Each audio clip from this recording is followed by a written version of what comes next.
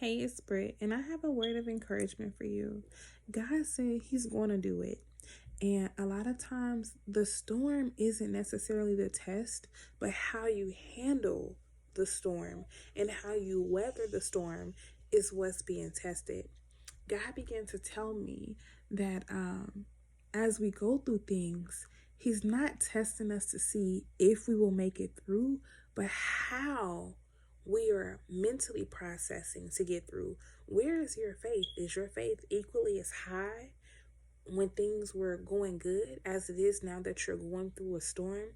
Where is your belief? Is your belief equally as high as it was when things are good now that you were going through a storm?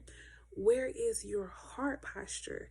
Is your heart in the same place, or have you became wax cold because you're going through something difficult or a hardship? He is testing to see how you are processing. So the storm itself is not the test.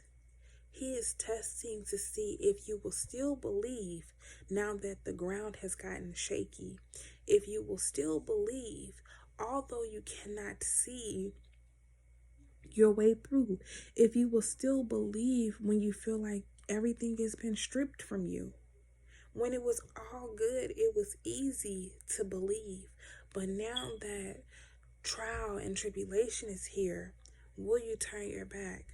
In the book of James, chapter 1, verse 6, it says, "But let him ask in faith, nothing wavering." When you ask God for something, believe it and let that be it. When God speaks to you about something, allow God's word to be solidified and let that be it.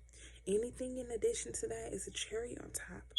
But in this season, if you've been one to be tossed to and fro because of circumstances, which I get it, I get it 1,000%. Things take place and it makes a difference.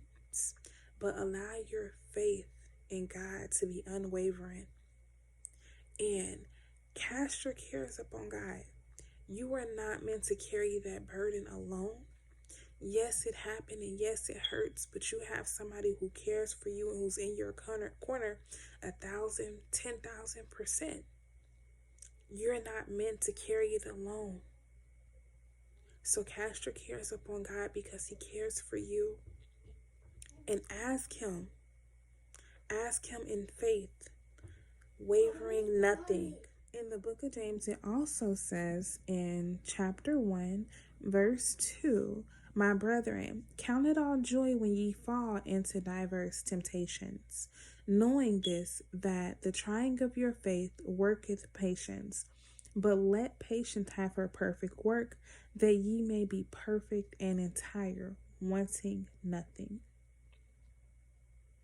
You are being tested, but He's watching how you act. Do your best to give it your best. Do your best to surrender. Do your best to trust the process. And if you haven't been, hey, all is well. Start today. Start now. I love you with the everlasting love of Jesus Christ. God has it, and God said He's going to do it, and He's watching you. Be blessed.